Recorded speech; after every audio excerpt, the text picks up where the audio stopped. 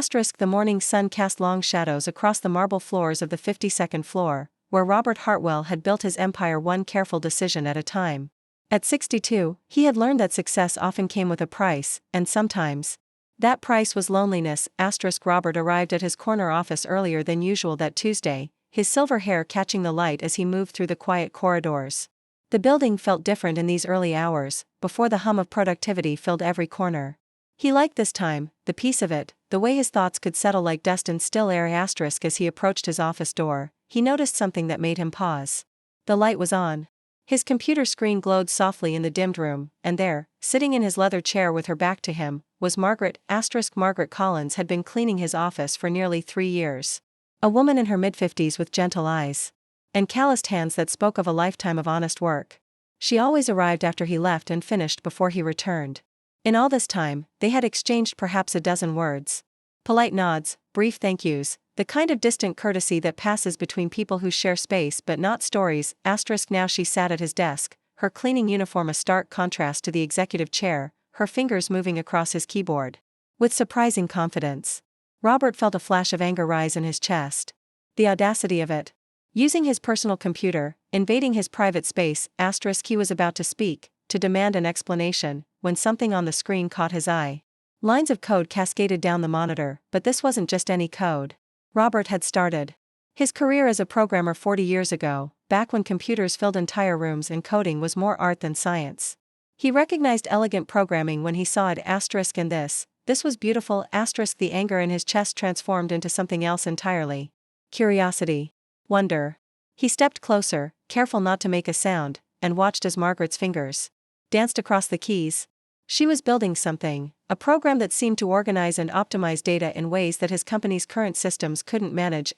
For several minutes, Robert stood frozen in the doorway, watching this woman he had barely noticed create something remarkable.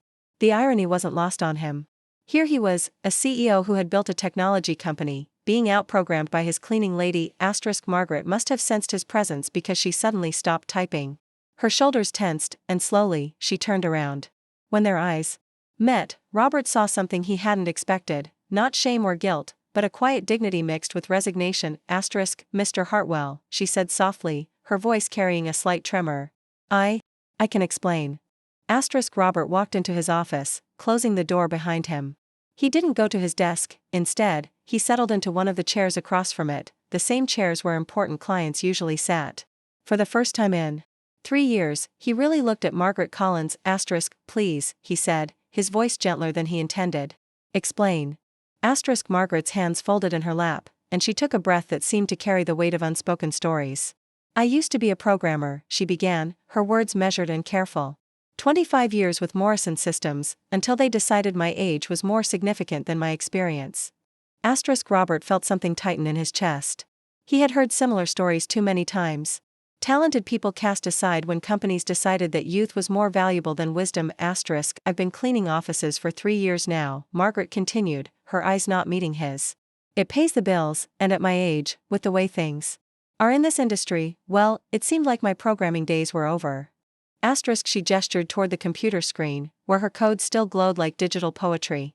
But sometimes, late at night when I'm cleaning, I see problems that could be solved so easily. Inefficiencies that could be smoothed away with just a few lines of code. I know I shouldn't have touched your computer, Mr. Hartwell. I know it was wrong, but... Her voice trailed off, and in that silence, Robert heard something that resonated deep in his soul. The ache of unused talent. The frustration of being overlooked. The quiet desperation of someone who still had so much to give but nowhere to give it. But you couldn't help yourself, Robert finished for her, his voice understanding rather than accusatory. Margaret nodded, finally meeting his eyes. I looked at your quarterly reports, the ones you leave on your desk sometimes. I saw the bottlenecks in your data processing, the redundancies that are costing you time and money. I thought, maybe I could just write a simple program to help. I never meant any harm. Robert leaned forward, studying the code on his screen. Margaret, this isn't a simple program. This is sophisticated work. This could save my company hundreds of thousands of dollars annually. For the first time since he had discovered her, Margaret smiled, a small, tentative expression that transformed her entire face. I may be old, Mr. Hartwell, but I'm not obsolete. Not yet. Those words hit Robert like a gentle revelation. Here was a woman who had been invisible to him for 3 years, cleaning around him while harboring extraordinary talents. How many other people had he overlooked? How many brilliant minds had he passed by because they didn't fit the expected mold? Margaret, he said slowly, would you be willing to walk me through this code? I'd like to understand what you've built. What followed was one of the most remarkable hours of Robert's professional life. Margaret explained her program with the fluency of someone who spoke the language of logic and loops as naturally as breathing. She showed him elegant solutions to problems his team had been struggling with for months. Her approach was different from the younger programmers. More thoughtful, more strategic, built on decades of experience rather than the latest trendy frameworks. As they talked, Robert found himself learning not just about code, but about Margaret herself. She had raised 3 children as a single mother while building her career.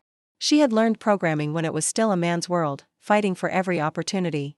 She had mentored countless young developers before being shown the door when the company decided to refresh their workforce. Robert said as Margaret finished explaining a particularly elegant algorithm, I started this company because I believe technology should serve people, not the other way around. Somewhere along the way, I think I forgot that the most important technology we have is human experience. Margaret looked at him with eyes that had seen too much rejection to hope easily, but still carried a spark of possibility.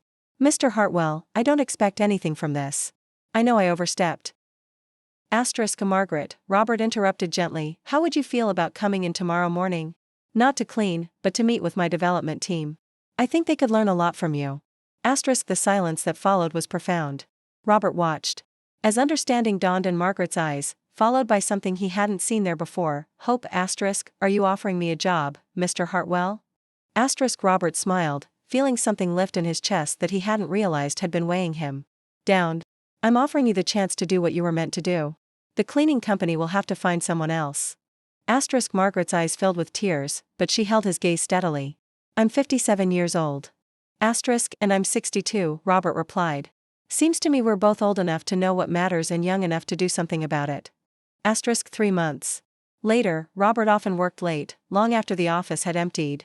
But now, instead of sitting alone in his corner office, he would find Margaret at her new desk in the development wing, still coding, still solving problems, still proving that wisdom and experience were not obstacles to innovation, but the very foundation of it. The program she had built that night became the cornerstone of a new efficiency system that transformed the company's operations. But more than that, her hiring had started a quiet revolution. Other older programmers began applying, bringing with them decades of experience and perspectives that the younger staff had never considered. Robert learned that sometimes the most profound discoveries happen not when we're looking for them, but when we're open to seeing what was there all along. In Margaret, he had found not just an exceptional programmer, but a reminder that value isn't determined by age or position, but by the depth of character and the breadth of knowledge that comes from a life fully lived. Margaret had found something she thought was lost forever. Not just a career, but a place where her years of experience were seen not as limitations, but as the very qualities that made her irreplaceable. In the end, they had both learned the most important code of all, the algorithm of human kindness, where seeing someone truly is the first step toward changing everything.